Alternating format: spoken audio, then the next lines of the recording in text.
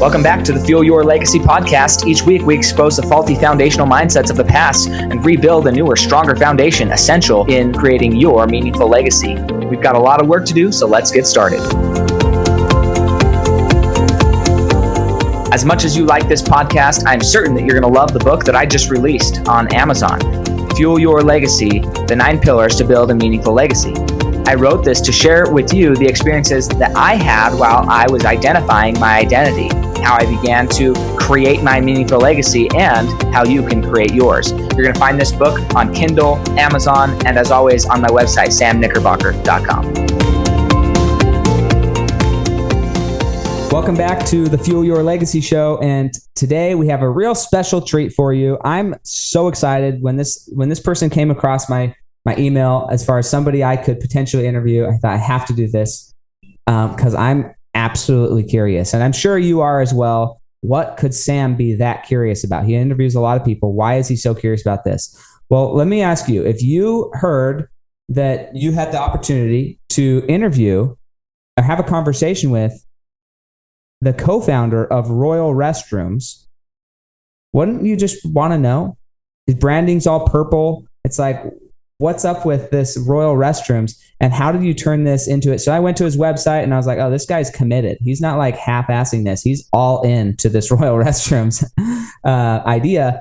How? Why? What was the thing that brought this upon him that he wanted to do this? So what's really cool about it is that's just his business, but he's also a husband, a father. He's been a business owner, entrepreneur. He's helping franchise things.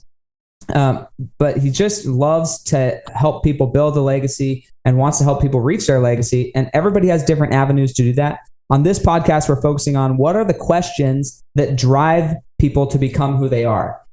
Not necessarily the answers, but what are the questions that drive that, so that you can answer those questions yourself. You can ask yourself those questions, answer them, and hopefully end up following a life of passion and success that you want to leave. So with that being said, his name is David Sauers, out of Georgia. I'm so excited for this conversation. I've been waiting for it. But I'm going to let you take it away, David. Tell us a little bit about your childhood, how you grew up, how you got into this industry, and where do you see yourself moving forward?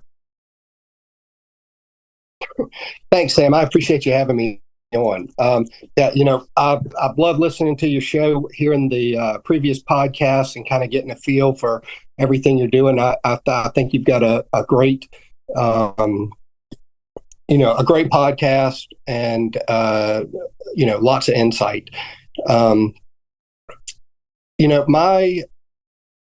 My story is probably not that different from a lot of other people. Growing up, it was a kind of a routine life.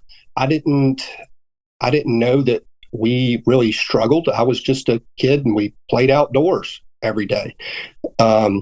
It was what I kind of envisioned a normal childhood life. I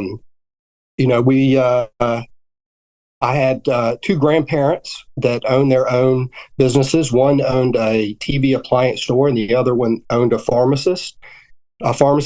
So I grew up going to small businesses, seeing my grandparents work, and that sort of thing. They were never rich, but they just lived.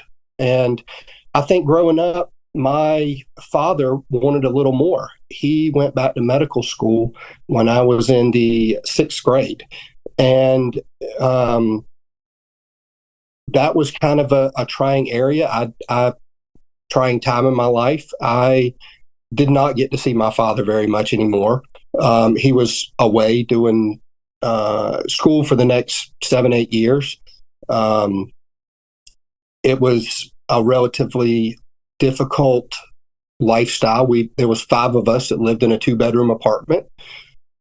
So, that kind of created, my background from early beginnings. I started working at a golf course, picking up range balls when I was in the 8th grade, and I never didn't work. I always had a job.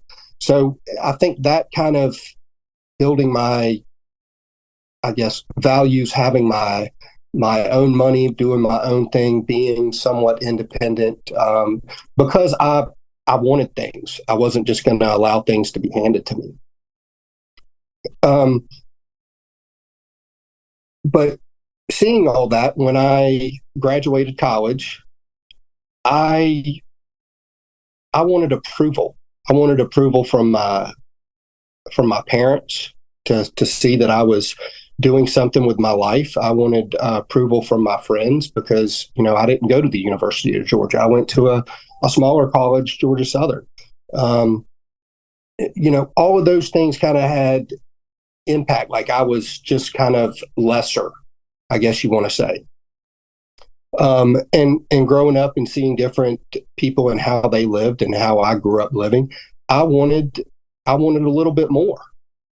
And I was a golf professional for a little while, and then I got into a car accident, had an injury, and I was a commercial banker for a number of years before we started Royal Restrooms. And Royal Restrooms was formed out of a pure accident. My daughters, we were at a Shakespeare in the Park festival, and I took them to a porta john and had just an experience that other people can probably relate to. I took my children to a porta john. There's no lights. It's kind of a bucket. It's just a horrible experience. One from a guy standpoint that I hadn't really thought about because I just would go to the bathroom in it and walk off. But from a female standpoint and having children and kids, it really had a profound impact on me. Went home, drew it up, had my little idea for the business, and I just kind of sat on it. So many people, so many entrepreneurs, they like that security. They like that comfort of knowing what they have, and it's taking that leap of faith in believing in yourself and putting, not just one step in, but jumping full into it. Moving forward what you believe and believing in yourself. And I didn't necessarily have that 100% belief. It wasn't until my business partner, Robert Glisson, he was kind of the catalyst that propelled Royal Restrooms in the beginning. He was like, we got to do this. This is amazing. We live in Savannah, Georgia. There's tons of places. He's like, we can rent the tar out of these things. Who wants to go to the bathroom in a porta john? Nobody. I mean, going to the bathroom has got to be still one of the most private things that we still do as human beings. I mean, it is the one place where there is hopefully a little bit of quiet. I know that's where I go when I want to get away from the hustle and bustle. And people like to do it in comfort. They don't want to be stressed out about it. And what we created was a fully functioning real restroom just on a trailer. It's climate controlled. It's flushing toilets. You can wash your hands. There's decor on the walls. There's nice smelling soap. You go in, you have no idea you're in a trailer. It's there. It's and we've taken off. We're celebrating our 20th year now in the business, and we've come a long way. Lots of hurdles. We've had a lot of ups and downs, but continuing to be innovative and forthcoming has put us where we are on the map today. I love it. So I've got a few funny stories here to share, but we'll wait to share those funny stories till later in the podcast, but they're good. That's a good story. And it's actually a little bit of PTSD that probably most people don't know about me. But it's still a fun story. It's good. So we both had different experiences. We both had a bad experience with porta john restrooms and took different outcomes out of that. So I'm going to talk about that. But before I do that, I want to go back kind of as a childhood, why do you think it is like you're now a parent and you have children? If you think of generationally, you mentioned you don't feel like you know that you struggled when you were a child. Do you feel like your children were more aware of their struggles, or how does that turn out later? Because I think as a kid, I don't know that I like was fully aware that we struggled as a kid, but then as I got older, I was like, dang, my childhood was rough. You know, like the more I got to see of other people, then I was like, oh man, we really had it not great. You know, living in a condemned house, dumpster diving for food, living off of government church assistance. Like, it wasn't horrible. We all survived and we're happy, healthy, productive humans. So on the one hand, it's like maybe it was the best thing for our childhood. But on the flip side, now seeing how other people are raised, I'm like, man, we really had a rough existence for a bit there. Yeah, my childhood was. I love my childhood. I wouldn't give it up. But no, I never realized that we struggled. It was never put forth. My parents did a fantastic job of, making sure that we were always fed and clothed and had a roof over our head. Yeah, it may have been small. We may have had one pair of shoes, but, it wasn't until I got a little bit older and more in high school when it would, I'd go over to my friend's house and be like, oh, wow, y'all got 2 cars, right? Y'all, your bedroom has a bathroom in it. Like, whoa, what's, y'all live at the other end of the house. And it wasn't that I was ever embarrassed, but it was just, kind of an eye opener. Like, their fridge is full. Not that ours was ever truly empty, but it was just kind of different. My children, I didn't want them to grow up the way that I had, even though it wasn't bad. But I probably went a little too far. I worked a little too much and didn't get to spend as much time with my girls in their early age. I worked so much trying to make sure that we built a business, built a legacy, something that they could fall back on, that they may have gotten more. They got more than they should have because it was, that's how I made up for my love, I guess. Yeah. I gave them more than they should have because I wasn't there the way that I wanted to be there all the time. Yeah, it's an interesting thing. And this is why I wanted to bring this up first, because something you said later was that when you were about or it was either 6th or 6th grade, I don't know which one you said, but your dad went back to school because he was realizing, okay, my parents are entrepreneurs. Sounds like your grandparents, they had businesses and he wanted more. So then he went back to school, and I'm saying this in language that might seem negative, but I'm saying it that way because I want you guys to think about this. Your dad sacrificed those early years with you to get a better career, probably because he didn't want that to happen, because that's what happened to him. And then you end up sacrificing some of your children's early years to be with, to have a better life, right? And it's the same, it's this cycle. And so there's 2 sides of this. Like, had you do it all over again, would you do it again? Knowing where you are now, knowing the life that you have now, knowing what you and your kids and your family have now, would you do it all over again? Or would you say, you know what, I'm actually going to wait a few years before I go whole hog into this, and I'm going to invest those times and those years with my kids rather than making up with them with things. I'm going to go teach them one-on-one and spend that time with them. And I don't know what the answer is. I'm like right in the middle of it. My kids are 6, 5, and 3, and I'm choosing to have relationship over income. I don't know if that's the right choice all the time. I have mentors who say, oh, work hard right now. But I'm like, I don't know. So I'm just curious, honestly, from you. So that's a hard balance. My girls, and I have an older set of children, and then I kind of started back over. So I have 4 that are 25 to 21, and then I have one 6-year-old. So I kind of, there's a huge gap with my kids. Now, one thing that like you said, that balance. What I think that Royal Restroom brings is we are now a very good life business. And what I mean by life business is there's a good balance between work and family. You can balance that out. Our business is not so stressful that you literally have to bring it home every day.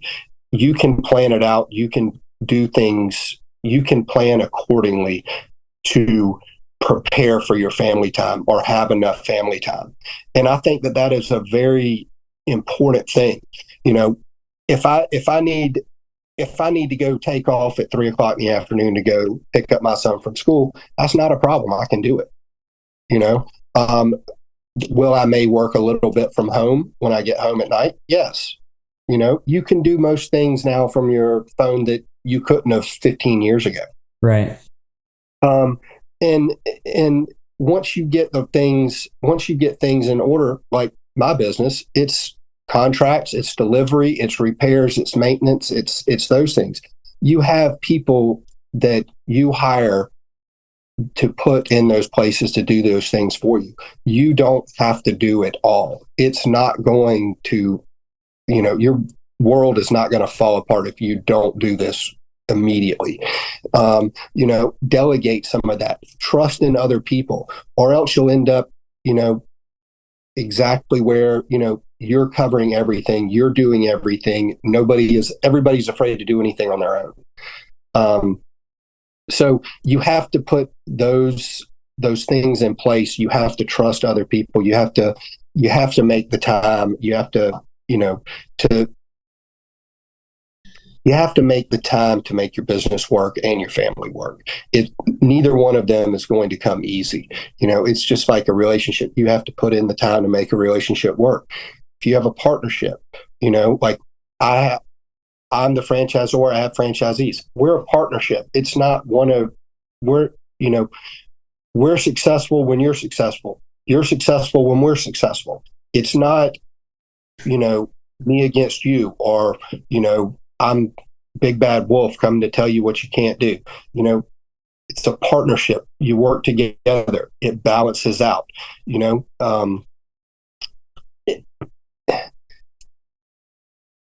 keeping a good family life and it mentally prepares you for, for everything. What is it they say? It's like, I don't know, the more sex you have, the better health life you'll have, or the better mental life you'll have, or whatever, Right. It's kind of like that. Is do that every day? Yes, it is. But try, Yeah. Whatever it is to keep consistent in that relationship. That's why I asked you, because like what you basically described is a 3-generational process of what happened. And what's really fascinating is my parents, they chose family over money as well. And I'm really grateful that they did. They just had 11 kids. So even choosing family over money, it was still difficult to spend a lot of what I would consider like a lot of quality time with all of their children. And that's not a bad thing. I think at the end of the day, I'm so grateful for my childhood. And I'm so grateful that my parents raised me the way that they did, which kind of leads to the funny story of the Royal Restrooms. Because I, like you, I started working, we were homeschooled, so I started working full-time in a honey extracting plant when I was 11 years old. We were descaling honeycomb and then wringing it out, and that was my job, harvesting honey out of honey boxes. And then did that for a few years, went to construction, did pavers, and then from there, I was a lifeguard, did more landscaping, more construction, did summer sales. Anyways, ended up here. But while I was in that frame of 13 to 15 years old, I was working in construction. And almost every construction place has what? A porta-john, because none of the houses are working. Nothing's going on. And you wouldn't typically see a 13, 14-year-old kid out there on a working crew with a bunch of other adults. Okay. So you have to put in perspective. This was probably 15 years ago, which maybe it still wasn't right, but it happened. And no shade on anybody. If you ever hear this, I'm not complaining about my childhood, but it's funny. Um, I got pretty friendly with a lot of these other construction crews because when you're building a subdivision, there's crews at every house and you got pretty friendly with them. Well, there was this one crew, it was a group of 4 or 5 framers. And anytime any one of us, them or me, would go to well, they never tipped it over on me, thankfully, but anytime they would go to the bathroom, they would stop work and they would go and harass the person in the porta john, like be shaking it, almost tipping it over, knocking on the walls, whatever. Just as like, that was their banter. That was their fun. Everybody did it. It was like a competition to see who could not go to the bathroom the longest. And then whoever was first, it was their thing, whatever. It was fun. And I was a friend of them. So they never tipped it over on me, but they absolutely could have, but they definitely would hit the walls while I'm in there going to the bathroom. And imagine this group of men doing that to a 13-year-old kid inside this porta john. It would look horrible. Terrifying. But on the one hand, I thought it was funny and like was feeling accepted. On the other hand, this is how I responded to a very negative porta potty situation. To this day, I really don't like going to the bathroom when I'm not in my house. Like I will do everything I can not to go to the bathroom outside of my house. Or if I'm traveling, then like outside of my apartment or outside of wherever I'm considering home for those days. I'm not going to go to the bathroom in a restaurant almost ever. I'm not going to go to almost never ever would I go into a porta potty anymore. Purely because of this traumatic experience that I had as a child. And so it's funny that, okay, you have this experience, but you're an adult. You're now saying, okay, whatever, I've always just done it. But now I'm looking at my kids and realizing, this is not the best thing. So I'm curious what that experience was. And I don't know how detailed you want to get, but there had to have been a question or something happened. Just like, this is not okay. What was the thing that was going on that was like, this is not okay. There's got to be a better way than this. So that experience, that event that you're talking about, my daughter Stella was potty training, and I had my other daughter Cece on my hip. She was not. Oh gosh, I don't know. She was little, maybe 5 or 6 months old, and I wasn't sure where my wife was, but I took Stella to the bathroom, had Cece on my hip, walked into the porta john, and I kind of turned around trying to figure out what am I doing? How do we all fit in here? Turn around, and Stella is holding the seat, and she is looking down and she's like, "Daddy, why there's poop in the bucket?" And I'm like, "Oh my gosh," like freaking out, like you just touched the seat. Oh my gosh, what's trying to find the wipes, getting wipes out. Can't see anything. It's dark. I have to kick the door open a little bit. I actually asked the lady that was behind me if she would hold Cece. So I've got my foot propped up against the door, looking to make sure that the stranger, doesn't take my child. And I'm holding Stella above the toilet. And about that time, she pees all over me. I'm holding her up in there, and she just pees all over my leg. And at that point, I was just like, this is absolutely ridiculous. Here we are, it is 2003, and we are still going to the bathrooms like the damn Romans. How is this acceptable? How is this even right? How does this work? I mean, you have food trucks, you have all these rules for vending, but there's just not really any rules to go to the bathroom. You just go wherever. I mean, are we just like dogs? Like what? Just, I mean, what's really why? And I left. I was angry. Put the kids down. And I went in there and measured my half bath in our house and put it on a trailer. Just took the measurements and drew it out, and we put it on, kind of fitted it on a trailer, just small little 2 and 3 stall bathrooms on a trailer. I mean, the first ones were like 6 foot by 10 foot. The little trailer was. It was a little teeny trailer, and that's kind of what started it. Or that's what gave me the idea.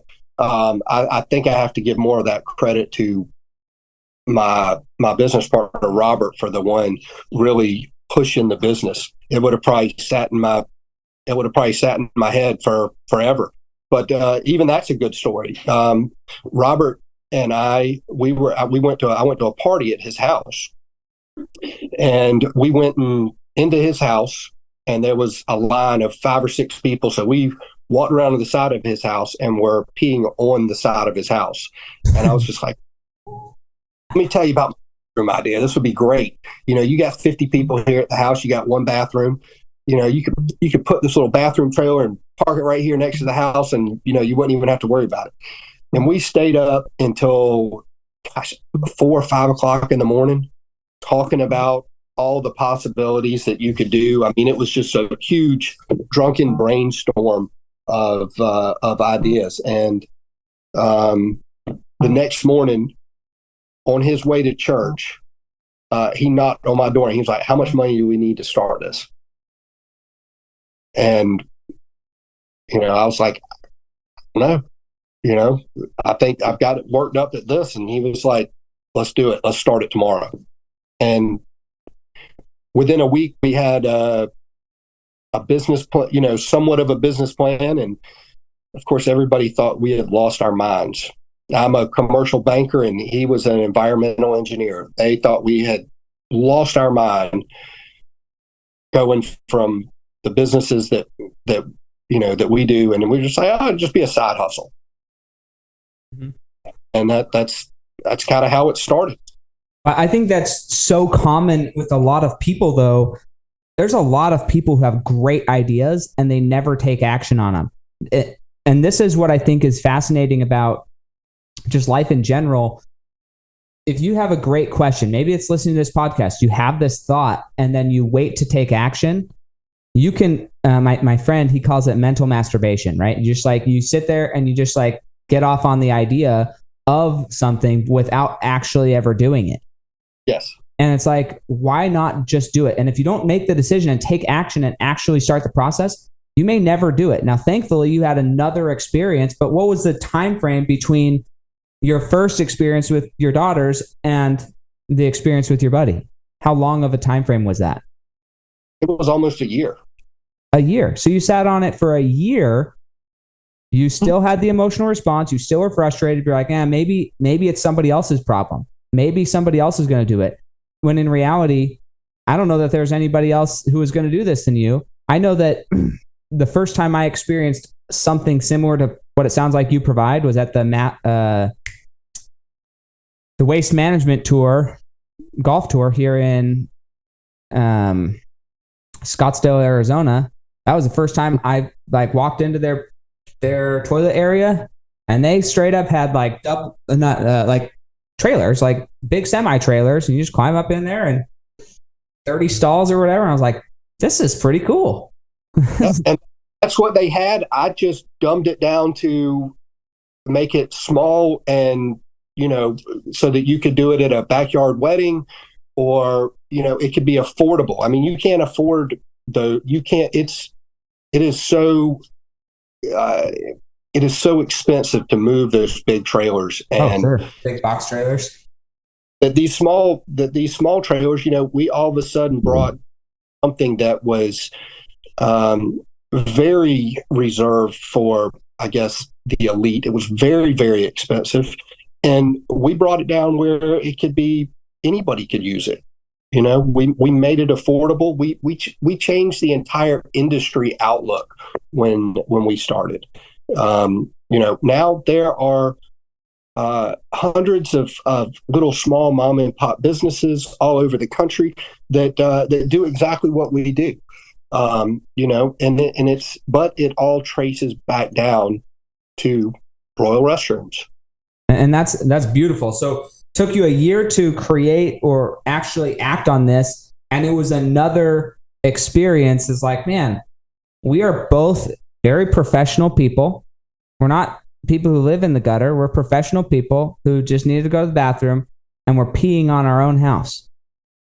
Mm-hmm. Like, talk about pooping where you sleep, right? Like pigs. And not saying that's you necessarily, but we've all done it. I've done it in my house. Everybody's done it a little bit. So it's like, okay, why do we do this? What's the thing that, like, why is there not a better solution? And I think that that's a good question to ask yourself, no matter what it is, whether it's how you're parenting your children, whether it's your relationship. Are you just yelling at each other and you're not like, are we still responding like animals out of just pure reaction? Or are we elevated to the point where we can actually have a civilized conversation? We can actually think through our emotions. Or are we responding like children? Are we responding like an animal? And I think that question, right? Have we not evolved? What area of your life are you still acting in a way that's unevolved? Like there's so many better ways to act, and yet we still act in this unevolved way just for lack of intention, lack of preparation, lack of purpose. And so I think that's a good question. Whatever it is you're doing for work, is there a better way of accomplishing this? What's a better way to do this? And if you've had the problem, this is the other thing that I think is fascinating. If you're experiencing that hardship, everybody's been in a porta john. Everybody knows there's at least half the pee that's not in the toilet. Yeah, there's at least half of it that's not where it's supposed to be. And so when you think of it that way as well, it's like, man, clearly I'm not the only one experiencing this. Why is nobody else doing it? What about me is the person who's going to actually take action and make this happen? So anyways, yeah, talk a little bit about that. I'm just curious, from that experience, how did your immediate, like, wife or wives, I guess, respond to it? And at what point in the process did they say, okay, we were wrong, you're not crazy, you have something here? Oof. That would probably be, I think that they thought that I was crazy for quite a few years, actually, after that happened.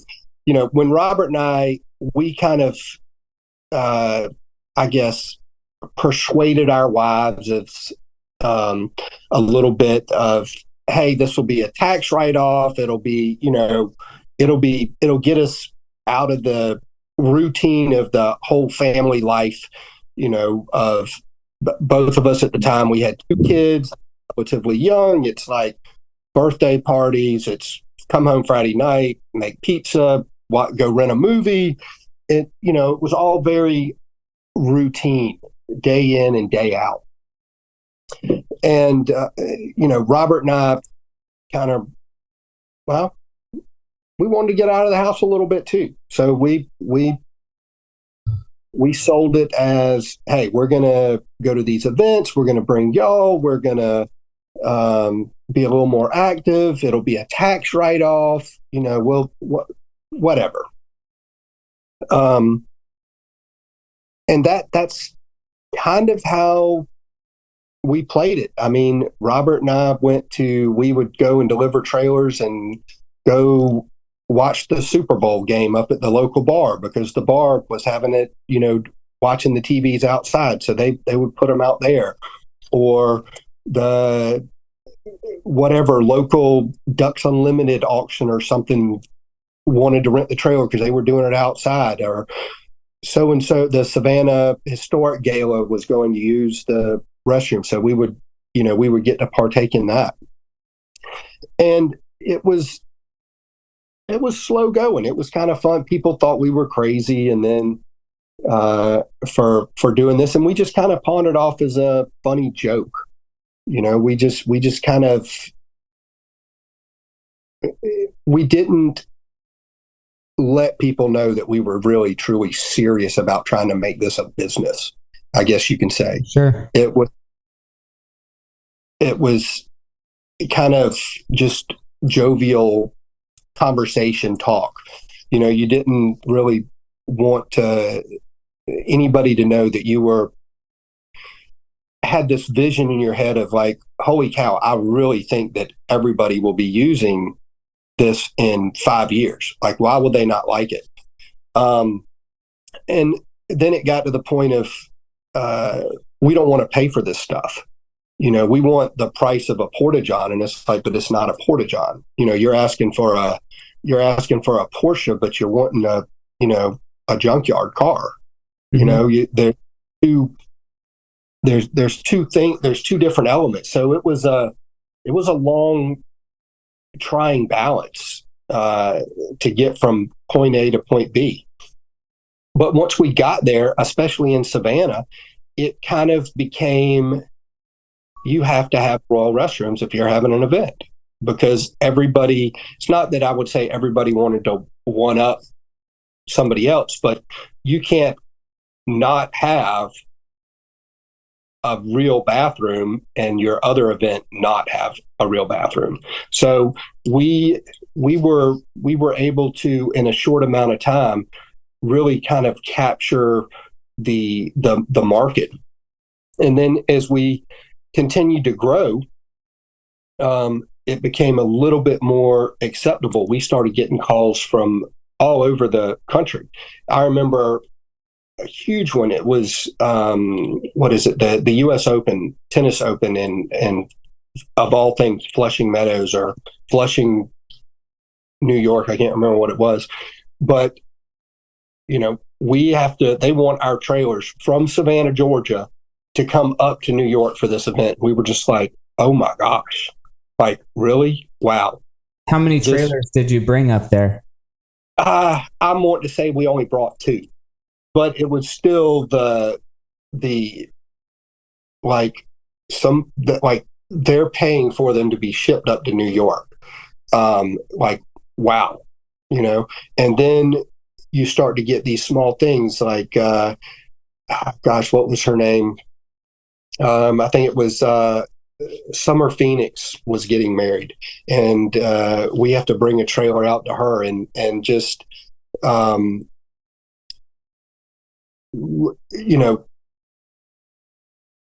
like, wow, okay, she's like a celebrity, and we're doing her wedding, and it's opening opportunities that we never saw before, we never thought about. And it's like, wow, we can really make something more of what we have.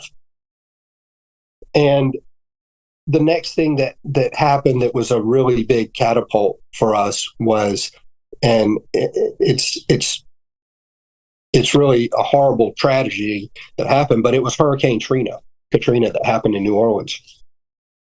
And we were taking trailers down there. And I mean, if we would have had 100 trailers, we could have taken 100 trailers down there.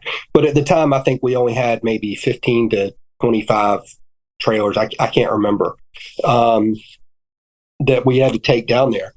But I was still at the bank. Robert was still at the environmental engineering firm. And back then, the new big flat screen TVs were the big thing, and we had just gotten a new huge flat screen in our lobby. So we were holding our Monday morning meeting down there. And lo and behold, I think it was CNN was on, and there is Royal Restrooms, and it has our number, 912-234-6800 at the bottom. And that's a South Georgia area code. And here comes George Bush walking out of the trailer on CNN. And it was like, wow. And right after that, my boss has a conversation with me about the restrooms. And then I guess the next month, Robert and I, we both, because our cell phones were through through our companies, they used to charge roaming charges and all that stuff. And we ran up about a $600 phone bill. And it was, some explaining to do, some repayment to do. But at that point, it was becoming a little bit more than a side hustle or a side job. And it was like, well, do you want to be a banker? Do you want to be in the crapper business? Like, and it's like, dressed in the suit and having this meeting, and you're like, wow, man, I can't believe you're asking me this. Like, I've met all my goals, I've done this, but all of a sudden this image of I'm not professional enough because I'm doing portage potties. And it's like, well, and at that point I kind of got fired. Kind of. Well, I want to talk a little bit about that actually, because one of the things that you said when you left left college was that you were looking for the approval of others, and that was something that drove you, is looking for the approval of others. And at some point, it sounds like that approval, either you felt secure enough in who you were and what you were providing that you didn't any longer care about what the approval of others were, or you started getting that approval from others in a bigger way from somewhere else rather than from your job. And so you were okay going to the bigger one. I'm just curious for yourself at that point, would you say you had kind of moved past worrying about what other people thought? Or was it still just like, well, money talks, and sometimes I feel better about what's in my bank account than what you're saying to my face? Yeah, it's kind of two things, from the approval standpoint. Way back when, I think that I just, I wanted that reassurance that, hey, I was doing good or what. A lot of my, like I said earlier, a lot of my very close friends went to more prestigious colleges, and it's like, oh, you're at so and so, you're at, and I think I felt a little left out. So I feel like always felt like I needed to make sure that I was good enough for them to, I don't know, like me or whatever. But my parents really focused in on my younger brother and my sister. And not that I did not get the love, but I could have probably used that reassurance a little bit more, that you're doing, we're proud of you, I guess, and you hear it now, like, we're proud of you, but every once in a while you still are like, I call my parents, hey, guess what I did? Guess what? And it's like, you want to hear that approval. Mm-hmm. But I was so uber focused on being the best. I mean, I here I am. I'm going to be a commercial lender. I'm going to be the best damn, commercial lender there is. I'm going to go get it. I'm going to talk to myself in the mirror. I'm going to see what the other person sees. I want the confidence. I'm going to go get your business, and I'm going to do it right. Here I am. I'm the younger guy, but I'm going to work for you. I'm not going to just do it. And I was fortunate that I feel like I succeeded in that. I got a lot of customers. I got to see a lot of businesses grow. And there are a lot of businesses in Savannah that are still operating that I helped happen. I'm not saying that I was the one that did it, but I was a part of that actual thing. And that's fulfilling. And, even that, like, taking Trip to school or picking him up and driving by, oh, you know what? Daddy helped start that business a long time ago. That's Mr. Gamble's at, Gamble Funeral Service. He is the kind of person that you want to help, that you want to see succeed. And his business is, it has become one of the most respected funeral homes in Savannah now, and you were a part of that, and you helped it, and he helps a lot of people in need. And that in itself is fulfilling. But when I got fired, no, I was terrified. All of a sudden, I had just gotten it pulled out from under me. I remember going home and telling my wife, and I wasn't sure how to do it, so I just went home and told her. And I remember her just kind of crumple into the backyard and just start crying. Like, what are we going to do? What are you going to do? What about health insurance? What about, do I need to go back to work? What's going to happen? Are we going to, and I'm like, it's going to be fine. We're going to be fine. And I think I just doubled down. And I think that was one of the reasons why I think I pushed so much in the business, because I did not want it to fail, because so many people thought that I had made the wrong decision by not staying in banking. They thought that I had made a very poor life decision by, going into the porta potty business instead of, being the commercial banker with the suit and going to the galas and being a respected business leader in the community. Now I was just a business guy, and I put a lot of focus into making sure that did not fail, to prove people wrong. And maybe that was the wrong thing to do, but that's kind of driving forces. Yeah, it's really it's a very common reason for people to be motivated and actually do something is to prove people wrong. I don't know that it's either right or wrong. I think whatever gets you to do what you need to do, then that's the right thing. And it's different for everybody. I do think as well, out of the culture that we're in, I do think that small business owners are becoming more and more respected over time than they were, 15, 20 years ago. I think we still have a long way to go as a country, though, to recognize an entrepreneur and a small business as not just a viable career, but as a respected profession. The ability to go from one industry to another industry to another industry and create success. I think that Elon Musk, Jeff Bezos, like these more publicized, what we'd call, I heard a term the other day, I forget how to say it, but basically like they're celebrity entrepreneurs at this point. They have no other reason to be a celebrity other than the fact that they just are entrepreneurs. They just have done multiple businesses. They've been successful. They have great personal branding. And as a result of personal branding, they can go do whatever business they want and they're going to be successful. And even a lot of the actors and actresses who you might have put on a pedestal in that way have turned into that. If you think of The Rock, Dwayne "The Rock" Johnson, he's the same thing. He built a personal brand and now he's got a lot of different business ventures. Yes, he's still an actor, but he's got a lot of other business ventures. Probably one of the best, I think, at this is Ryan Reynolds. Ryan Reynolds is insane with his businesses, like so good at getting a return because of his brand that he built. And yes, he's an actor, but he's also a crazy good businessman. Ashton Kutcher is another one. I mean, you have like a lot of these people who were celebrities. They are celebrities. Matthew McConaughey's going in that direction. They were celebrities, and now they're saying, look, we love providing entertainment, but we also love helping people. The things that we've learned, the mentalities we've gained, the business skill acumen that we've accomplished, let's go put that into the broader area and help pass that information on down. And I think that it's becoming a lot more respected to be an entrepreneur, to do that.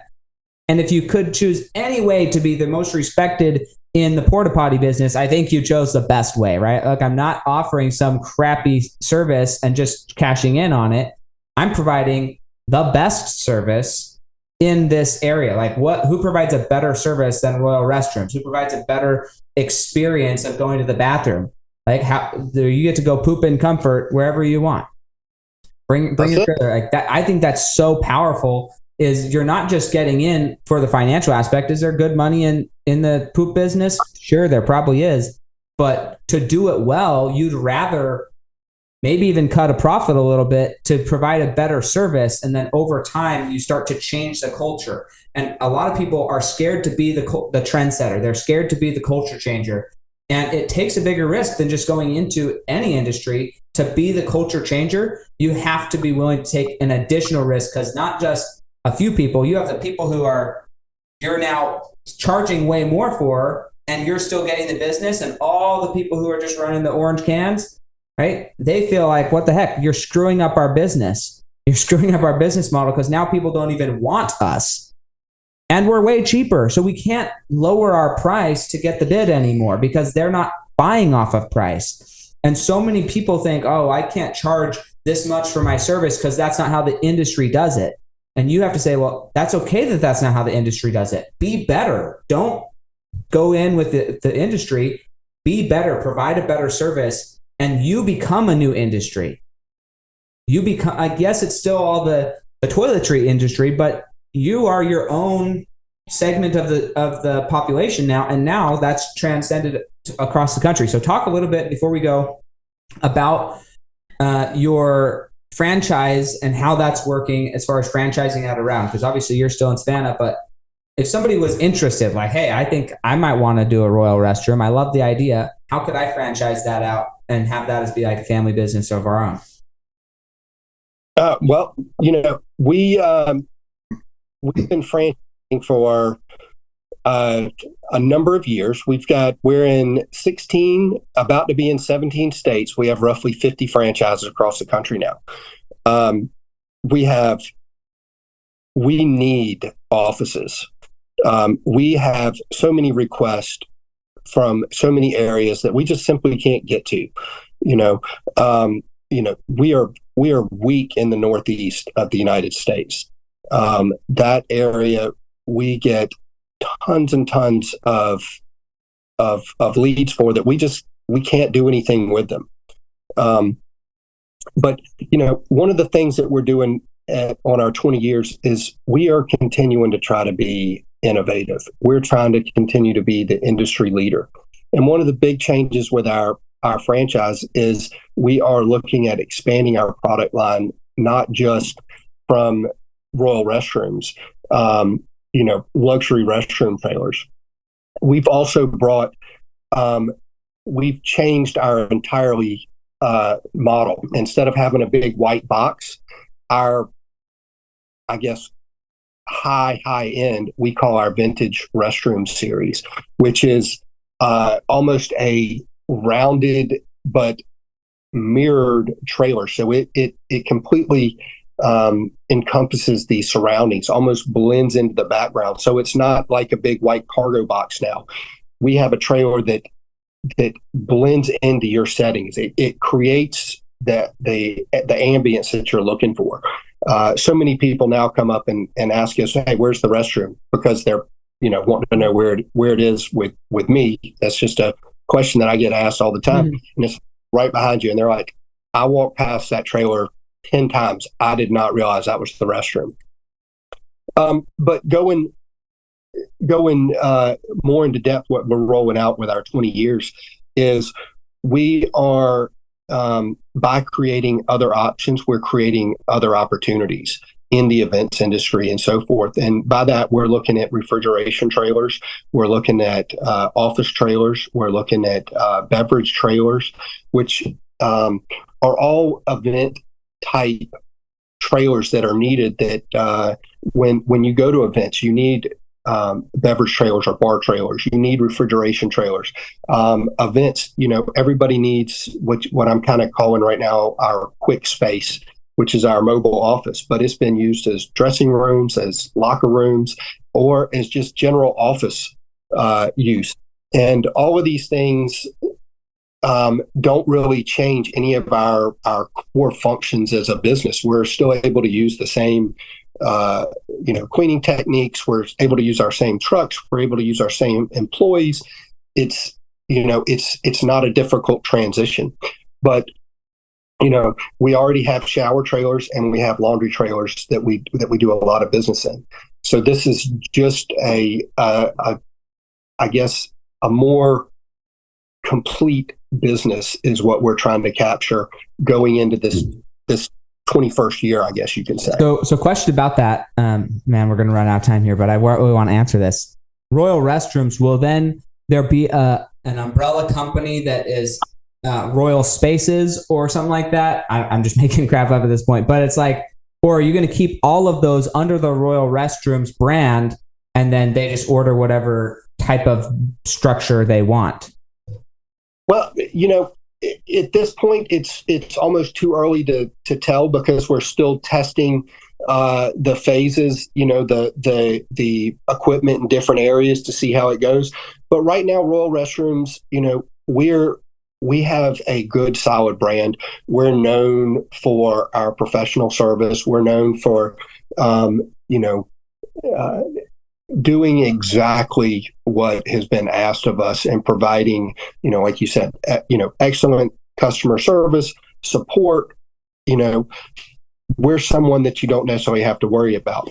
But adding these new things to our business it still right now is falling under Royal Restrooms because it's still kind of it still applies to it. In other words, when we have the festival down in let's just say Halloween, they have showers from us. They use the sink trailers, they use restroom trailers, they use beverage trailers, they can use, and then they can use office trailers.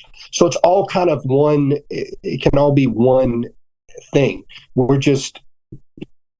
I guess we're just going under that main company right now as Royal Restrooms. I think it's too early to really accurately say, how it's going to all roll out. And I could talk to you next year, and we've completely decided to change gears again, because our main business is the executive restrooms. Yeah, well, that's fantastic. So if somebody wanted to get in touch with you, if they wanted to open one in their area, start moving in that direction, where would they get in touch with you? What's the best way to contact you guys? The best way to contact us is our website, royalrestrooms.com. You can go click on the franchise link, or you can email us at info@royalrestrooms.com, or give us a call at 800-969-7434, and we'll have someone reach back out to you to start the process. Like I said, we're in that expansion mode right now, so we're looking for some calls. Awesome. I love it. Well, I honestly appreciate this conversation so much. I learned a lot, and I'm grateful. Just some of my big takeaways that I hadn't really thought of the same way before is really asking the question, what's a better way to do this and actually take action on it. So that's one of my big takeaways. Another big takeaway is, at what point do you leave your employment? And they didn't leave their employment too early. They left their employment when it happened. But sometimes people try and become entrepreneurs, and they're like, hey, we have this idea. We're going to quit our job and just go hope it works. There are some people who do that, and there's some people who are successful at that. But a lot of the way to start a successful business is to start it as a side hustle. Start it as, hey, get something going on the side. So I think that's also something that was just a good reminder to me as far as how to do that. And then also we never directly said this, but another big takeaway is just how important it is to have good friends who are willing to go run with you, right? You're willing to say, let's go make this happen. Let's not wait. Let's not delay. Hey, if you've got a dream and it's an idea and we both can see it happening, let's go follow through. The worst that could happen is it doesn't work. That's the worst that could happen. The best that could happen is your life has changed and your family's life has changed and everything is for the better. But it's okay if it doesn't work, but may as well have somebody who's there to help you go for it no matter what. So yeah, like I was telling someone the other day, it's okay to fail, chalk it up to a learning experience, and you can do it all over again. Even if you lose your money, you made money somewhere to begin with to get to that point where you're at, you can do it again. You can get back up. You just have to have to have that right frame of mind of, I can do it again. I was here once before. I can get back, even if I lose it. Mm-hmm. Yep, exactly. Well, thank you so much. And we will catch you guys next time on the Fuel Your Legacy show. Thank you, guys. I appreciate it, Sam. Thanks for joining us. If what you heard today resonates with you, please like, comment, and share on social media. Tag me, and if you do give me a shout out, I'll give you a shout out on the next episode. Thanks to all of those who've left a review. It helps spread the message of what it takes to build a legacy that lasts. And we'll catch you next time on Fuel Your Legacy.